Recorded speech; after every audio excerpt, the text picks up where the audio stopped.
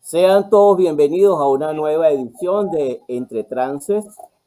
Les habla Félix Gómez y es un inmenso placer estar en nuestro programa número 5. Hola Luis, ¿cómo estás? Hola Félix, ¿qué tal? ¿Cómo estás? Sí señor, aquí contento de que ya vamos por nuestro programa número 5 en esta conexión global universal. Así es. Y en esa conexión universal hoy tenemos nuestra primera invitada, una invitada muy especial. Es Mari Pernía, psicóloga de la Universidad Central de Venezuela, posgrado en Psicología Clínica en el Hospital Militar de Caracas, formación en terapia gestáltica y una extensa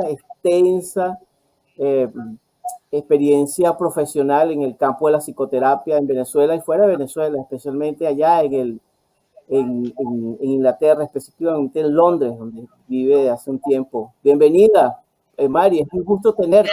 Gracias. Gracias por la invitación. Me siento honrada de participar en Entre Trances.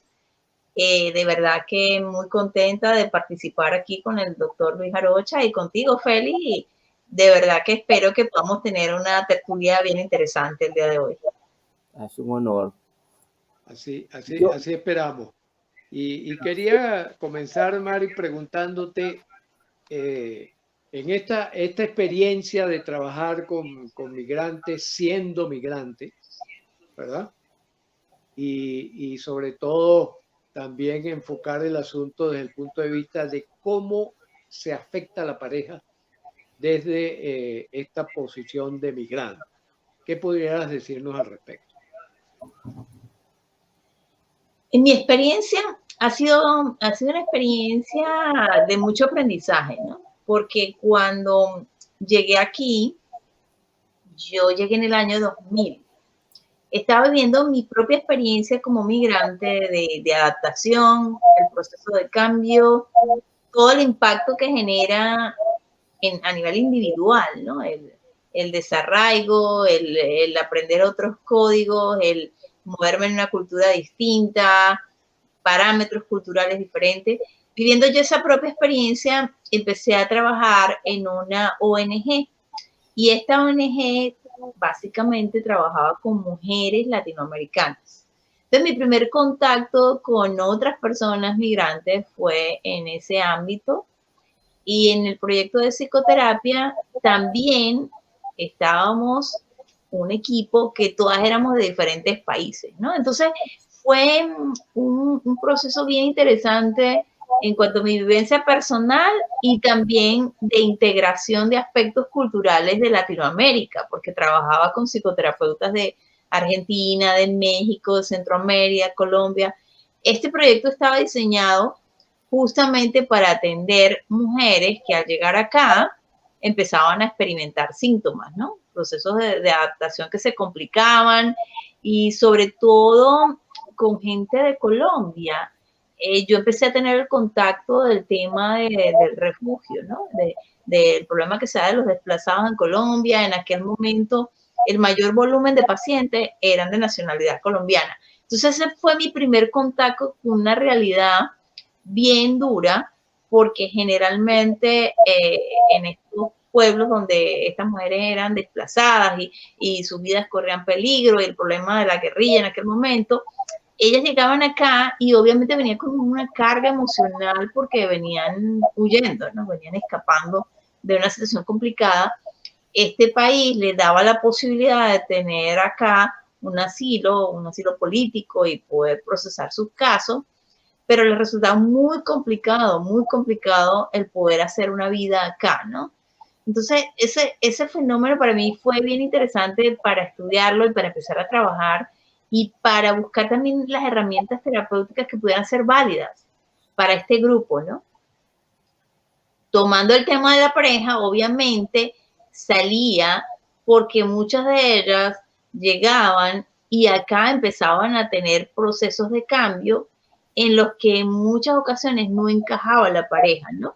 Sobre todo, yo diría, en mi experiencia, me encontré con aquellos esquemas muy patriarcales, en esquemas que eran muy conservadores y que de repente al estas mujeres llegar aquí empezaban a darse cuenta que la vida podía ser de otra manera y que podían adoptar otros patrones de comportamiento. Entonces, en esos procesos de transformación, si la pareja no va, digamos que en armonía con los mismos cambios que se empiezan a dar, obviamente ocurre una separación, porque empiezan a hablar, diríamos así, que un lenguaje diferente, porque el tema es las cosas nuevas que te impactan, que te gustan, que te llevan a un proceso quizás en el que puedes dejar cosas atrás aprendidas y adquirir nuevas, y realmente venían momentos de separación fuertes.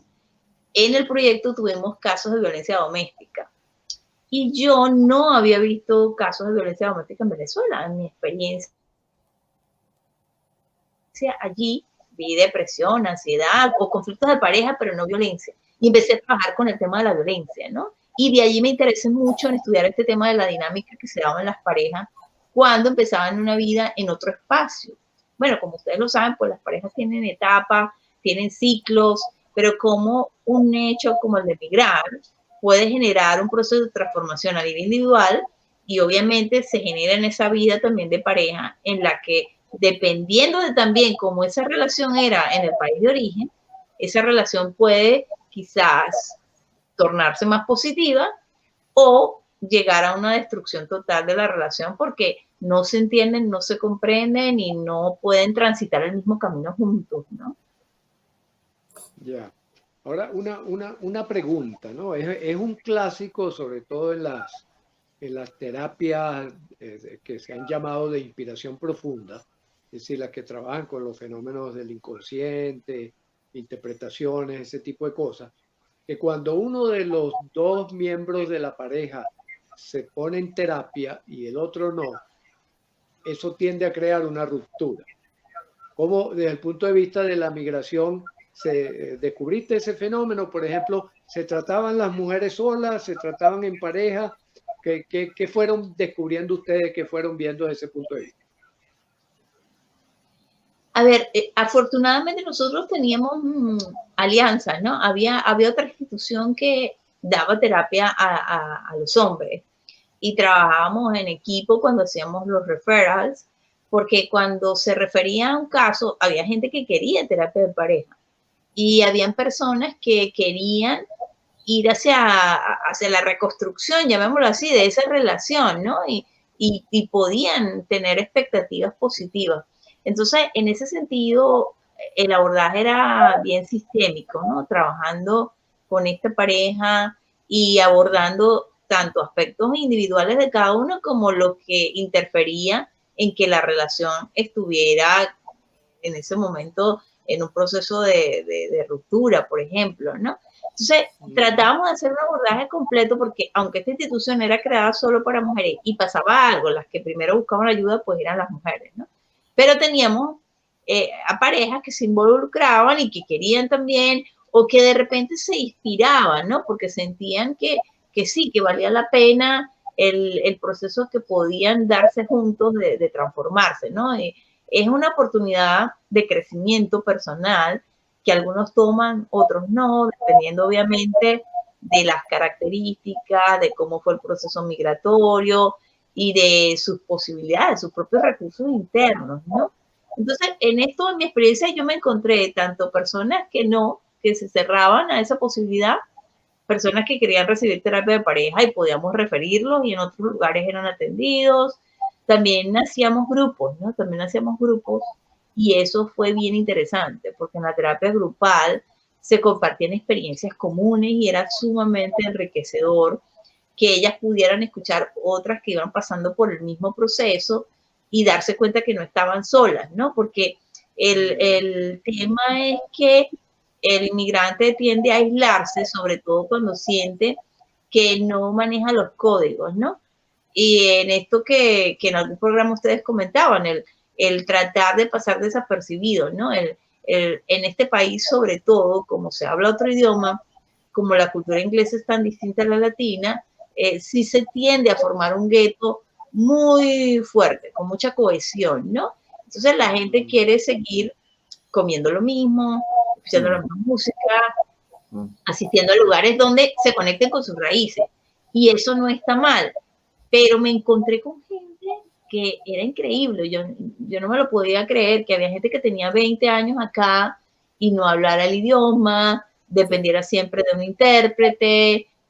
Si iban a comprar algo, iban a donde estaban las tienditas latinas. Entonces, había mucha gente que el arraigo tan fuerte a la cultura original les impedía una integración a la cultura inglesa y les impedía crecer, les impedía avanzar. Se quedaban como en una pequeña Latinoamérica, aunque estuvieran en Londres, ¿no? Eso para mí fue bien interesante, porque en esas personas lo que yo observaba es que era el miedo a arriesgarse, a hacer algo diferente, era mucho más grande que sus propias posibilidades. No veían la capacidad de adaptarse y aprender, porque es eso, el aprendizaje, ¿no? Básicamente. Sí. Sí, actualmente está de moda el término resiliencia, ¿no?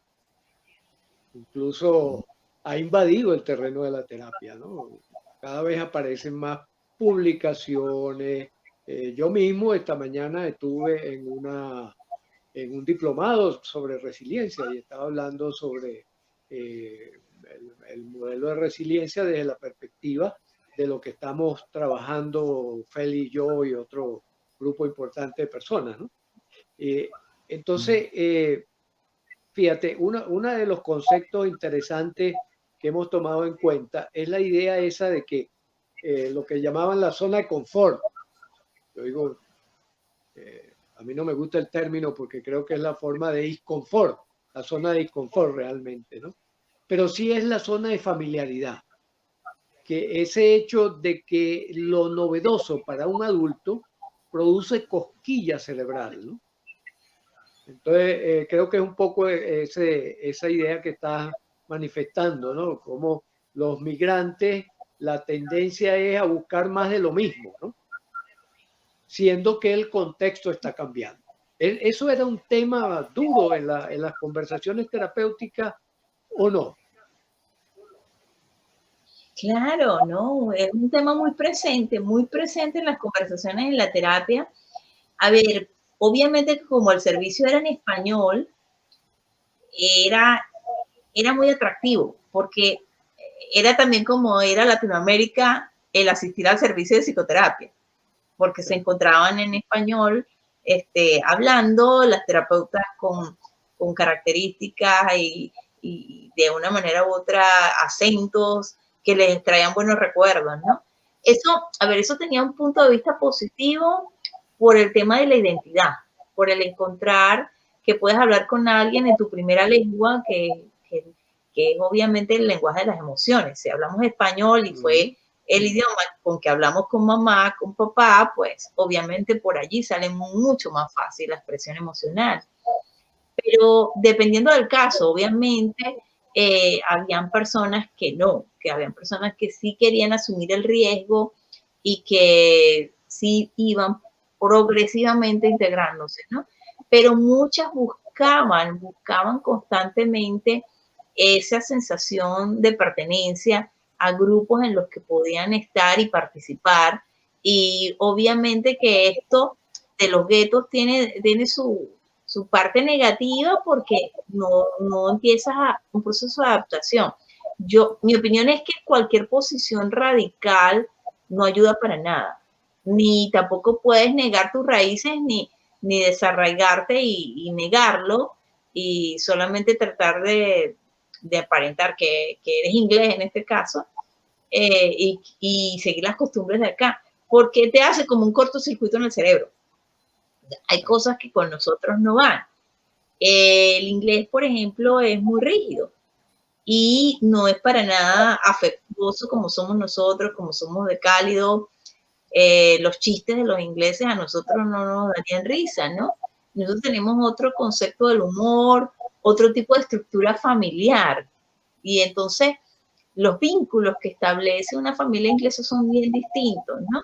Yo creo que si alguien tratara de vivir la vida como la viven los ingleses, sentiría totalmente extraño, no podría adoptar algunas costumbres que no van con nosotros, ¿no? Pero ellos también tienen otras cosas súper interesantes, ¿no?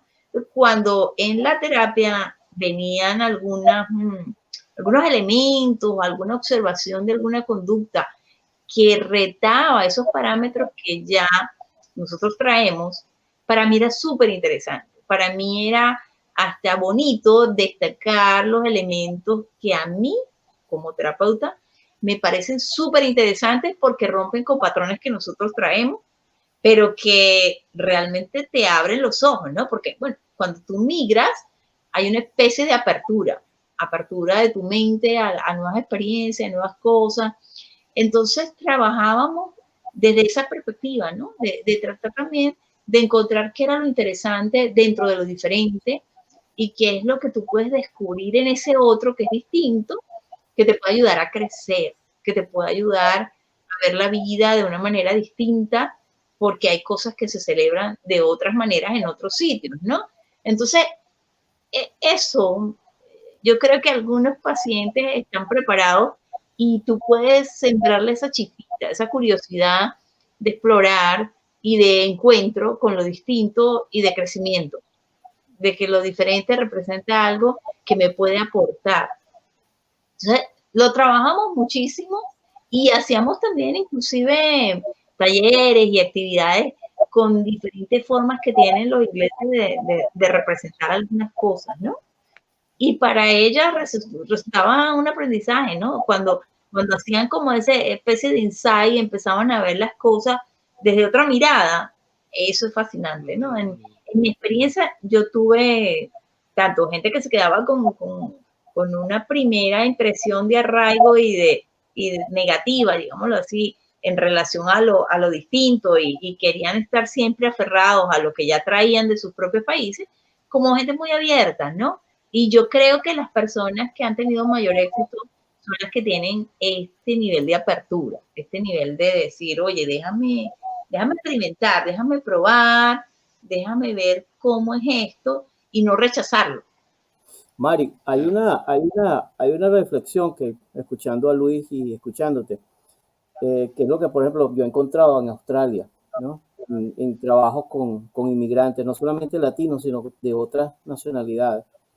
Y es que el hecho de que cuando hablamos de pareja, hay dos elementos interesantes, ¿no? En un proceso migratorio. Uno es el tema económico, la sustentabilidad económica que una pareja tiene en un proceso, durante un proceso de inmigración, es decir, cuando la persona ya está dentro del país. Y otro es el apoyo emocional. Cuando esos dos puentes comienzan a moverse, generalmente pueden haber problemas en muchas parejas, y digo pueden, porque sabemos como que cada pareja es un sistema, y como sistema tiene recursos, capacidades, también tiene puntos de debilidades, pero cada pareja a su vez es individual. Aunque tiene basamentos colectivos, es individual en cuanto a la historia de esa pareja. Uno de los elementos más claves, que una reflexión que yo me hago escuchándote, escuchando a Luis, es también, por un lado, la edad en que una pareja emigra. Porque hay parejas que no es lo mismo una pareja que emigra a los 22 años juntos, y en el cual, por ejemplo, trabajar en McDonald's aún es una aventura, o trabajar a una pareja profesional que venga de un alto nivel, no solamente el tema venezolano, lo que está pasando en América Latina, de gente empezando a replantearse proyectos migratorios en pareja, que hacerlo a los 40 o a los 45 años. Porque creo que hay una relación, lo que yo he investigado, directa, entre la edad que tú emigras y la flexibilidad de los mapas para abrirte al mundo. No en todo el mundo, no en todas las personas, puede ser una generalización, pero sí es cierto que influye, porque yo creo que hay un tema en cuanto al tema migratorio, porque incluso uno de los cuestionamientos al llamado multiculturalismo, ¿no? ¿Realmente existe el multiculturalismo? Cuando tú, por ejemplo, encuentras que en grandes ciudades como Sydney, pasa en Vancouver, pasa en Londres, al final el inmigrante no solamente es latinoamericano, sino el inmigrante tiende a buscar su grupo. El problema es que se puede quedar en ese trance hipnótico, Es un trance hipnótico que incluso se lo pasa a las próximas generaciones y esos problemas que hay, por ejemplo, con las comunidades libaneses en diferentes partes.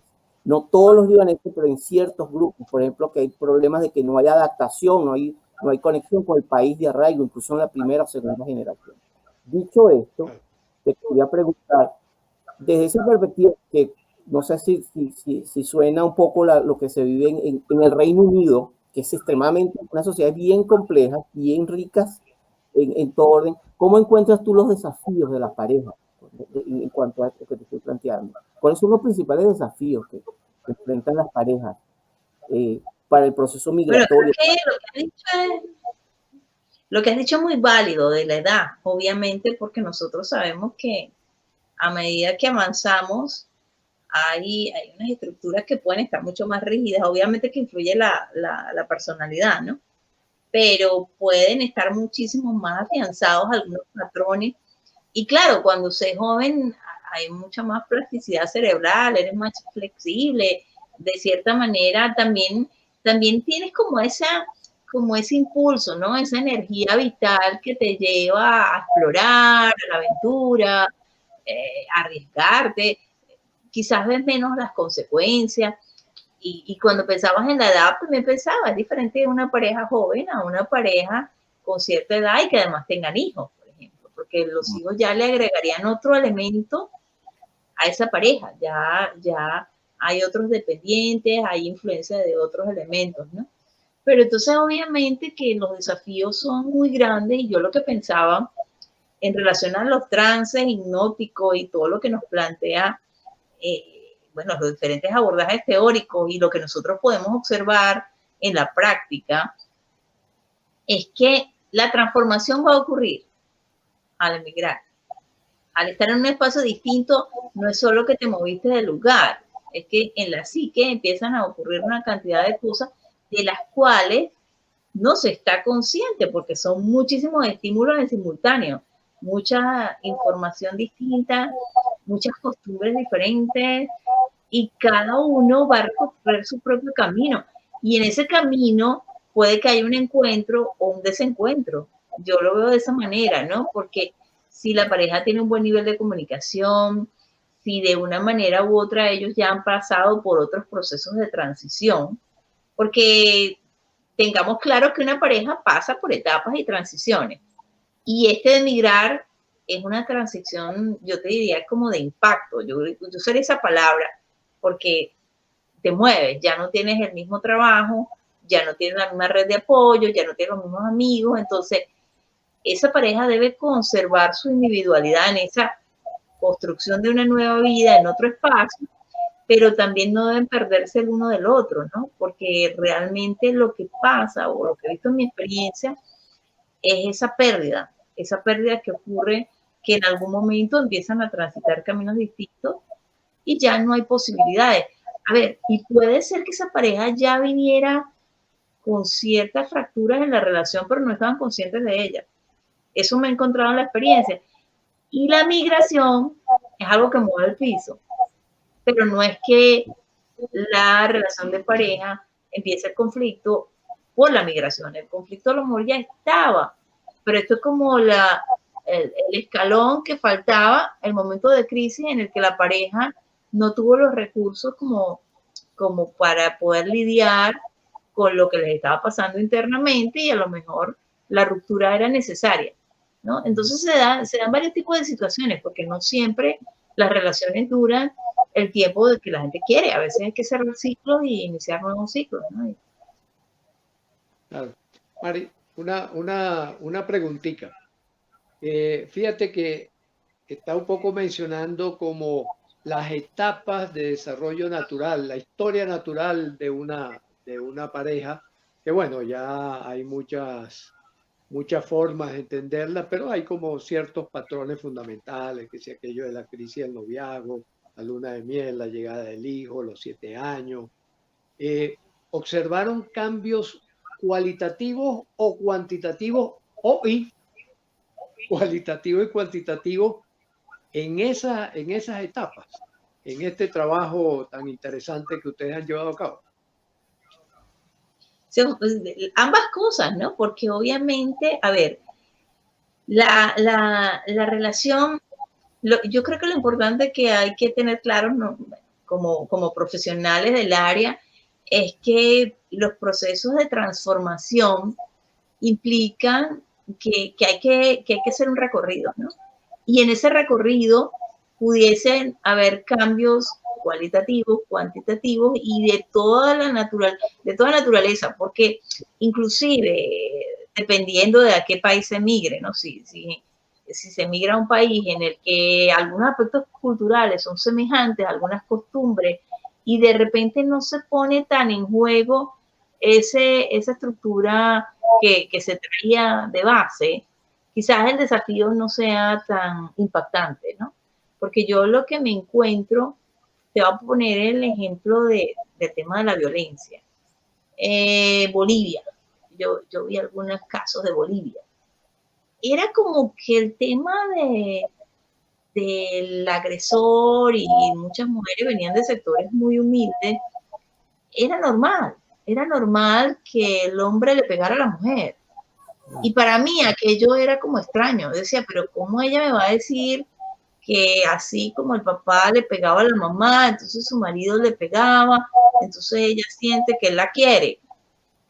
Y aquí de repente se encuentra que hay leyes, que hay una protección, que si es agredida puede ir a un refugio, y todo eso le pone en jaque mate aquello que ella aprendió y que siempre vio y que nunca tuvo necesidad de desafiar, que lo toleraba, a lo mejor con sufrimiento, pero que su cultura, o en ese pueblo donde creció esa mujer, para ella eso era normal.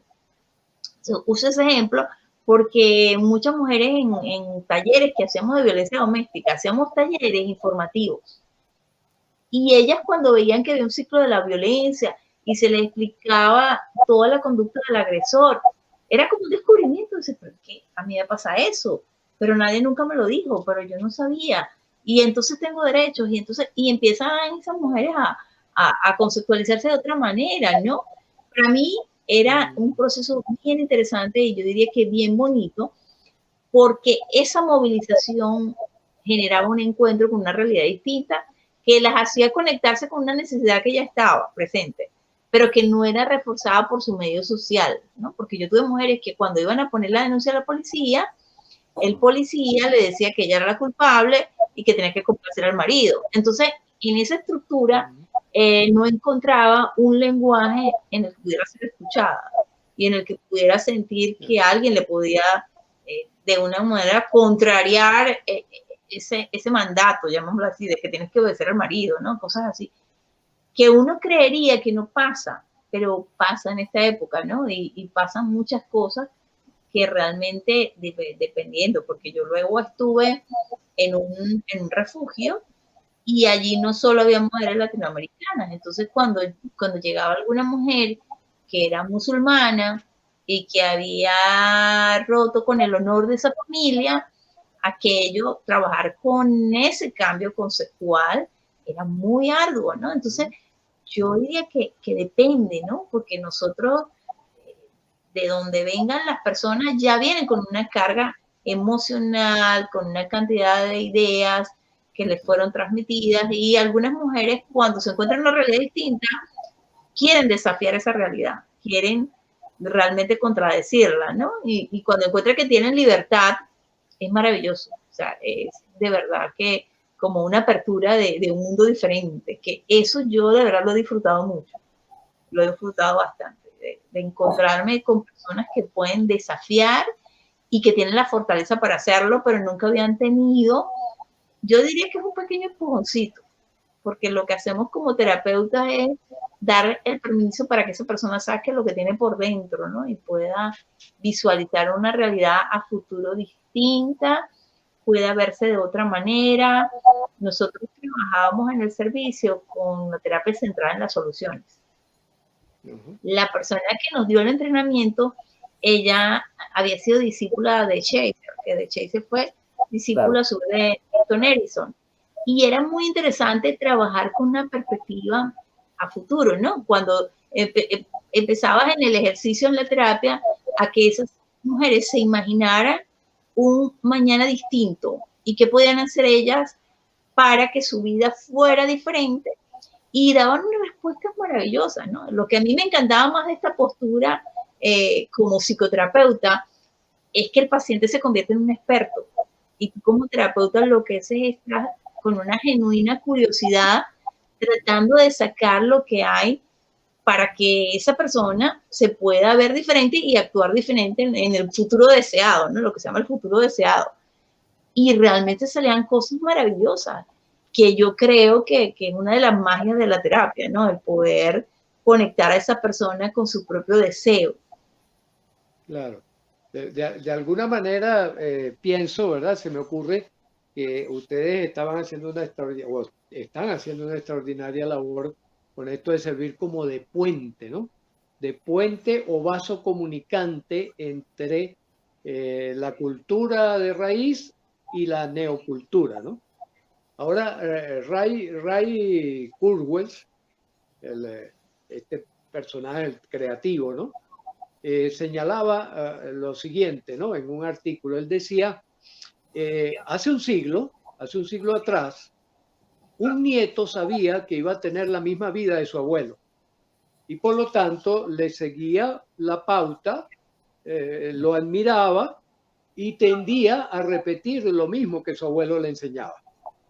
Sin embargo, al día de hoy los cambios son intrageneracionales. O sea que pasamos de 3 generaciones, después en los años 50, a 2 generaciones, y en la actualidad los cambios son intrageneracionales. Es decir, los mismos muchachos que ahorita tienen 18, 20 años, dentro de 5 años van a tener un mundo totalmente diferente.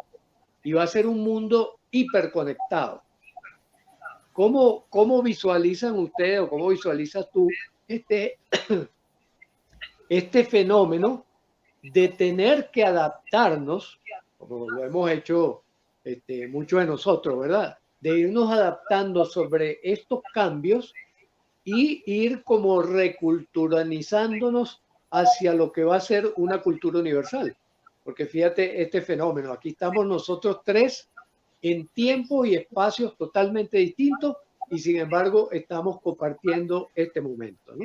Entonces, ¿cómo miras bueno, ya no a futuro, cómo miras a presente, pero ya al día de mañana, donde ya va a haber unos cambios profundos? ¿Cómo miras eso frente a esa tendencia natural de quedarnos en la raíz de donde veníamos, ¿no? Es que como terapeuta nos ha tocado, o sea, con esto de las cuarentenas, de la pandemia, yo creo que nos han tocado usar estos recursos y realmente desde mi experiencia, yo lo que pudiera decir es que me he quedado maravillada. O sea, yo he estado en psicoterapia grupal así, en cámara.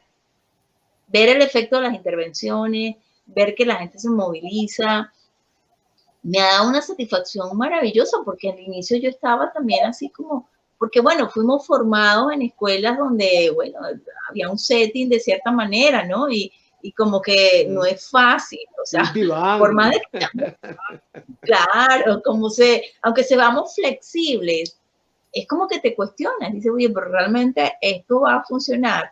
Cuando, bueno, que te lo mencioné ese rato, yo trabajo en equipo con el doctor Sabas Castillo, y él fue el que dijo, vamos a hacer un grupo de terapia virtual. Y yo le dije, pero funcionará. Empecé con los peros, ¿no? Y dejamos pasar como 3 meses, hasta que surgió la necesidad imperante, porque había una gente que estaba necesitada de terapia, no podemos juntar, bueno, vamos a hacerlo. La primera sesión nos quedamos, yo creo que más deslumbrados nosotros que los pacientes, porque realmente cuando se cerró la sesión, empezamos a discutir los casos y realmente a vivir aquella cosa terapéutica virtual como de una manera increíble, maravillosa, ¿no? Y así como cito el ejemplo de la terapia que se da online, estos encuentros donde aprendemos, donde de una manera hacemos un intercambio, y yo no me imagino, pero a futuro hay otra cosa que va a salir porque realmente vamos avanzando rápidamente, ¿no? Y ahí es donde vemos que, bueno, hay que adaptarse, hay que aprender, hay que batallar con las dificultades, con las cosas que de repente no aprendimos de esa manera, pero ahora tenemos que hacerlas de otra. Entonces, realmente yo creo que para nosotros como terapeutas es un gran desafío también tener esa capacidad de adaptación, tener la capacidad de aprender, de flexibilizarnos, de adoptar otras técnicas y bueno, a mí me encanta el título que ustedes le han puesto al programa de trance, porque es un trance. O sea, realmente la magia de la psicoterapia para mí es eso, es un trance, ¿no? Estamos en conexión con el otro y qué increíble que virtualmente es como si pudiéramos acariciar al otro virtualmente también, o sea, sentir cómo se moviliza emocionalmente, poderle dar una palabra de acompañamiento y ver que el otro la recibe tal cual como si estuviera frente a nosotros. Eso es maravilloso. Fíjate que hay un elemento que me gustaría reflexionar con ambos. El hecho que durante ese trance hipnótico de la pareja, en el cual, como bien dice Luis, la pareja experimenta etapas a lo largo de su ciclo de vida, igual que cuando se inaugura el ciclo familiar. Es una danza y de sistemas que se interconectan. Ahora bien, ese ciclo, cuando se emigra, se altera completamente. Y una de las características, por ejemplo, que es frecuente, es el hecho cuando tú encuentras que los roles se cambian. Por ejemplo, tú encuentras personas o el hombre con un alto nivel económico en el país de origen y la esposa, por ejemplo, he visto mucho esas situaciones, la ama de casa, y el rol se invierte. Y ella, que no salía de casa, estaba con los hijos, resulta que porque maneja mejor el idioma. Estamos hablando, por ejemplo, cuando se migra a una cultura donde el idioma es completamente diferente. Por ejemplo, el caso de los chinos, de los vietnamitas, de los camboyanos. Y donde se invierten los valores, donde hay una cultura, por ejemplo, bien donde el hombre es el proveedor y la mujer es la que debe estar en casa, porque hay culturas que incluso es parte de la concepción. Y eso se cambia. Y entonces la mujer sale a la calle, el hombre queda en la casa y eso genera una alteración. Estoy hablando del proceso migratorio que no todas las parejas son capaces de manejar. De hecho, hay un dato interesante. En Nueva Gales del Sur, donde yo vivo, New South Wales, en Australia, por ejemplo, en cuanto a parejas latinoamericanas, yo leí un informe en cuanto a divorcios, el 45%, 47% de las parejas latinoamericanas que migran a este estado, durante los primeros 5 años de proceso ya de inmigración, se divorcian. ¿Qué pasa? O sea, ¿por qué se divorcian? Y hay una serie de estudios, que eso es lo interesante en países como el Reino Unido, en Nueva Zelanda, Canadá, donde hay mucha investigación, Australia, ¿no? Y uno de los factores que se ha encontrado, uno es cuando, por ejemplo, nace un hijo que tiene disabilidad. Ese es otro tema dentro de la complejidad del proceso migratorio. Otro es cuando, efectivamente, cuando los hijos nacen, las diferencias de la pareja generalmente aumentan en muchas parejas, porque empieza la negociación de cómo la visión que yo tengo de cómo criar un hijo o cómo deben ser las cosas de acuerdo a los mapas que yo tengo. Pero otro elemento interesante tiene que ver con los niveles de flexibilidad y de resiliencia que habla Luis.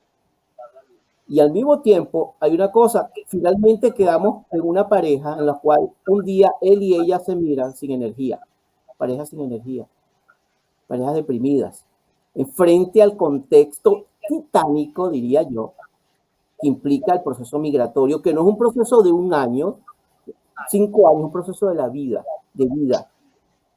y en el cual se pasa, los mapas con los cuales nosotros manejamos eso, se lo pasamos a los hijos o a las hijas, en cuanto a modelos, maneras de ver el mundo, lenguaje, etcétera, etcétera. Dicho esto, yo quería preguntar, y con una reflexión tuya, Luis, respecto, ¿cuáles son los recursos, las habilidades, las capacidades que ustedes consideran que sería importante que una pareja desarrollara o por lo menos pensara antes de emigrar? Cuando hablo de recursos en cuanto a habilidades necesarias para bregar con situaciones de alta incertidumbre, de ansiedad y que no controlamos. Olvídense eso, que la realidad no existe, que todo lo creamos con la mente. Hay situaciones que no controlamos, como un contexto económico, una situación de pandemia, y en el cual el viaje es hacia adentro. El viaje es hacia adentro en cuanto a cómo manejo mi sitio. Entonces me gustaría un poco escucharlo. ¿Qué piensan al respecto? La dama primero. A ver, yo diría que hay que empezar por los elementos básicos, ¿no? El dinero. O sea, con cuánto dinero cuento y qué tengo, ¿no? ¿Qué información tengo? Hay personas que obviamente buscan información y, a ver, yo diría que aunque busques, leas, igual te vas a encontrar con cosas novedosas, igual no se está nunca totalmente preparado, porque cada quien vive su propia experiencia. Hay personas que migran y tiene alguien que lo está esperando, tienen algún apoyo, otras no. Entonces, es importante el poder visualizar el panorama y ver, ok, como pareja, ¿qué tenemos? ¿Con qué contamos? ¿Cuáles son nuestros recursos a nivel, digamos, monetario, a nivel de seguridad, como para esa sobrevivencia al llegar? Y también vámonos a entonces hacer como un inventario de nuestros propios recursos internos y sobre todo cómo se siente la persona con el hecho de emigrar. O sea, ¿qué hay detrás de esa decisión, no? ¿Qué hay detrás de esa decisión? Y si de una manera u otra hay fortaleza, porque es un esfuerzo titánico, es un esfuerzo, como tú lo dijiste, Félix, no es algo que de la noche a la mañana tú lo decidas y vámonos, ¿no? Hay gente que lo hace así, de una manera impulsiva, pero de cierta manera yo creo que sí tendría que existir una revisión en esa pareja, con cómo se sienten, tiene que haber una buena comunicación para que tanto se hable del objetivo y de lo tangible como de las fantasías, porque a veces la gente tiene fantasías y cree que la vida va a ser mejor y tiene toda una cantidad digamos, de historias ya en base a quizás que otros pueden haber contado y puedan pensar, bueno, yo me voy para allá porque a esta persona le fue bien y es exitosa. Y resulta que no, cada quien tiene que transitar su propio camino, ¿no? Entonces yo creo que en pareja puede haber, si la pareja tiene una buena comunicación, una buena posibilidad de descubrimiento de qué hay detrás y prepararse para ese momento, dándose cuenta de en qué está cada uno, en qué está a nivel real y a nivel de sus propias fantasías, porque todos construimos sueños. Y en base a eso que queremos lograr, obviamente, armamos como un rompecabezas, ¿no? Le ponemos elementos.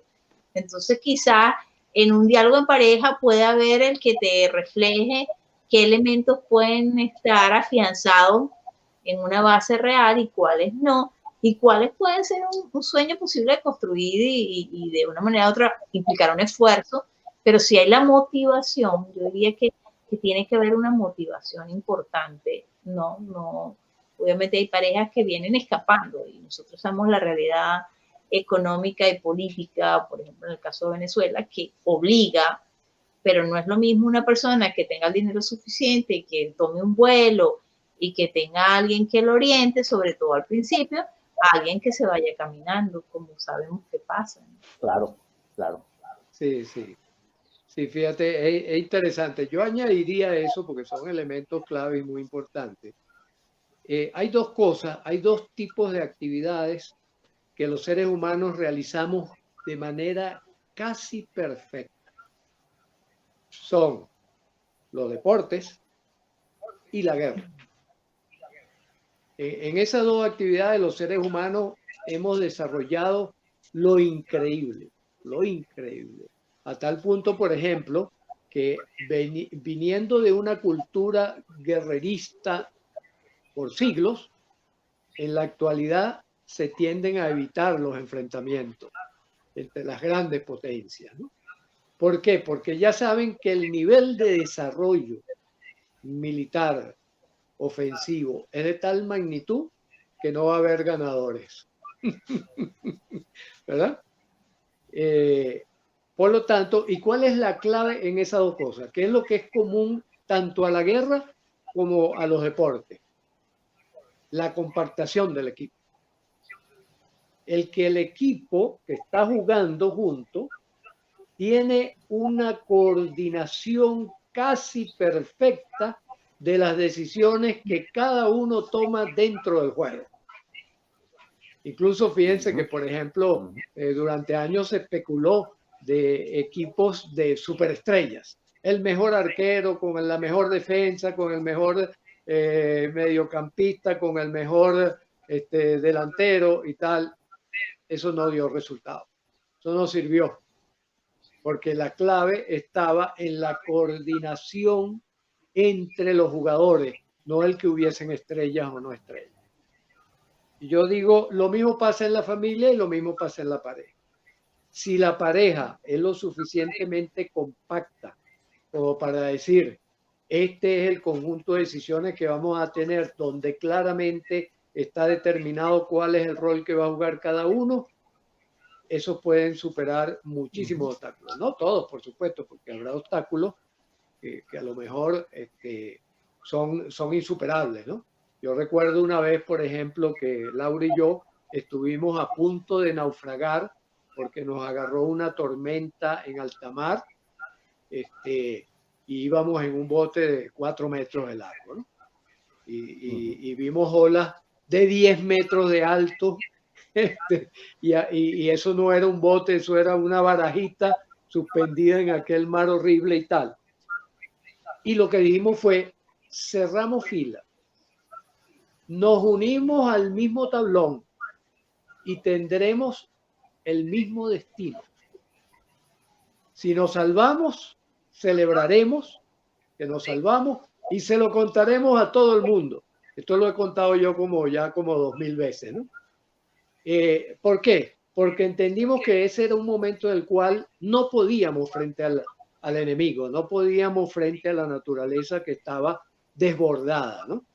Y decidimos, pues entonces, por lo menos cerrar fila, nos abrazamos, nos agarramos de la misma tabla y bueno, y ahora aquí estamos contando, ¿no? Entonces, ese yo diría que es el gran secreto que complementa lo que tú estás diciendo, Mari. El tener el análisis de los recursos, la cosa, pero hacerlo desde un equipo compacto. Ahí es donde está la clave. Eso es fantástico. La metáfora es poderosísima, Luis, el tema de la pareja. Eso del equipo, y eso muchas veces me hace una reflexión, Mari, el hecho de que muchas veces estamos muy pendientes sobre las herramientas, ¿no? Es una obsesión a veces casi que titánica. Cuando hablo de titanismo me estoy refiriendo a los que me entienden de López Pedraza con el planteamiento del titanismo, en el cual vas rápido, mejor, continuamente, una búsqueda titánica, ¿no? Por la felicidad, etcétera. Lo interesante es que yo pienso que más allá de eso es el elemento humano. Yo creo que Manuel Barroso dice en su libro, Clima, Ecología o Catástrofe, algo que me parece maravilloso y estupendo.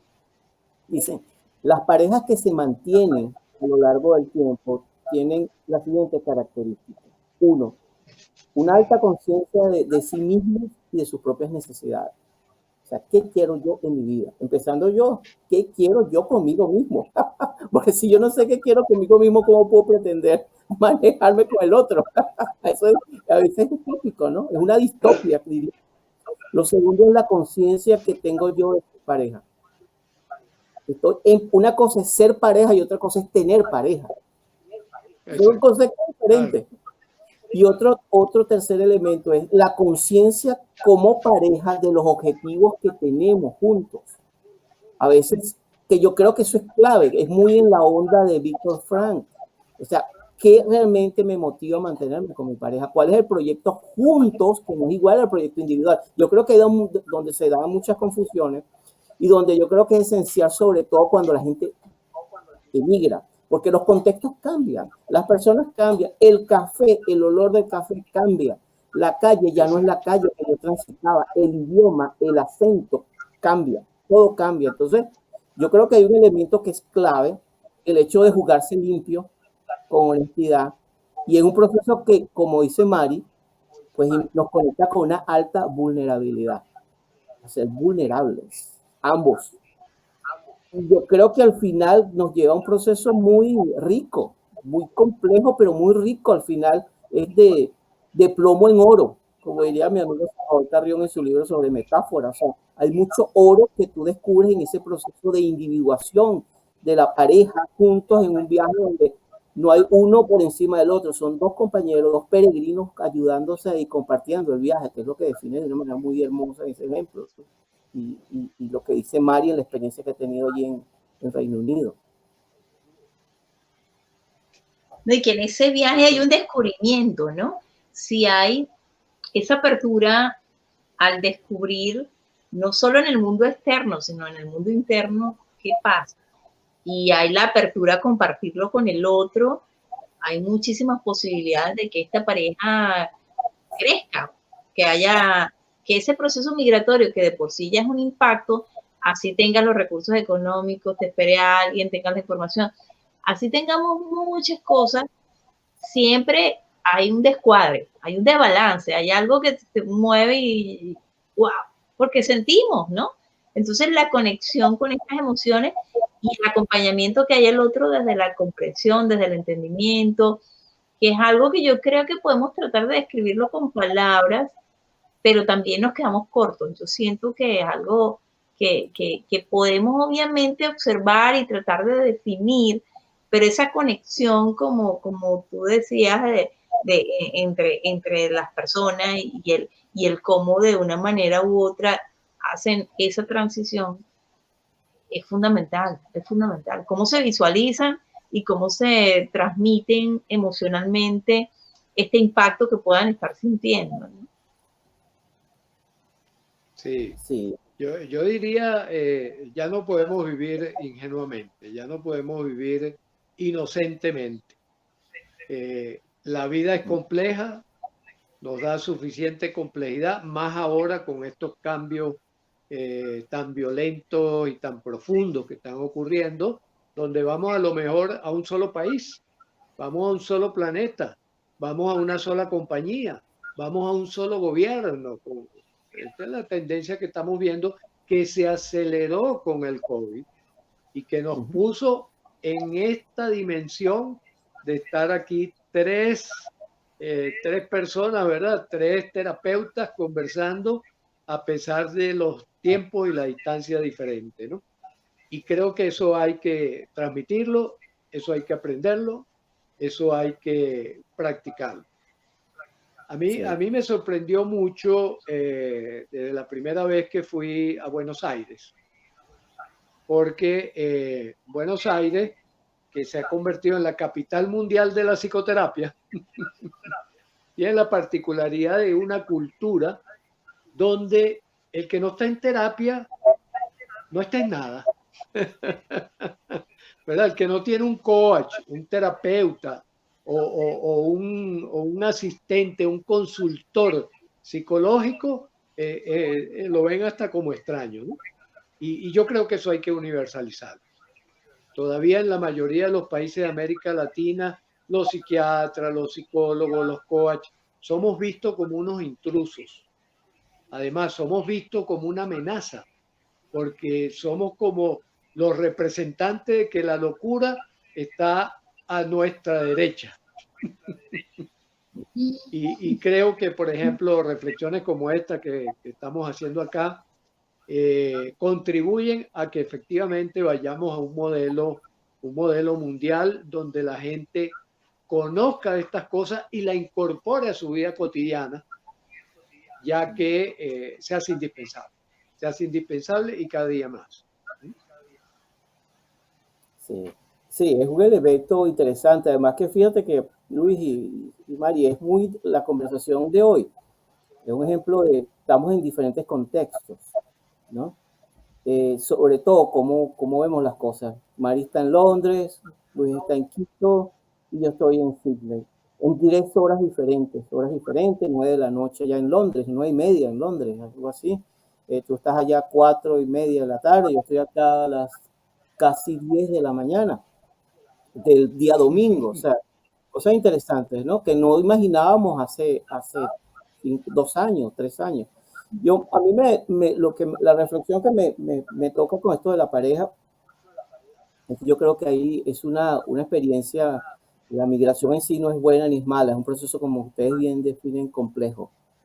Y somos nosotros los que en esa complejidad, de acuerdo a los recursos que tenemos, nos vamos moviendo, ¿no? Creo que es un acto de fe. Un acto de fe donde juega muchos elementos. Sin embargo, creo que el hecho de poder tener un apoyo de un profesional calificado, realmente calificado, que se ha dedicado a explorar un sistema tan delicado como es la pareja, que amerita formación. Es un sistema como la familia, son sistemas complejos, resilientes, pero también pueden ser frágiles, ¿no? Yo creo que esa es una invitación enorme, el ser pareja, pero también la conexión que es importante tener con nosotros mismos durante ese viaje, porque es difícil poder tener una inteligencia migratoria en pareja si nosotros mismos no tenemos con nosotros mismos una conversación generativa día a día, ¿no?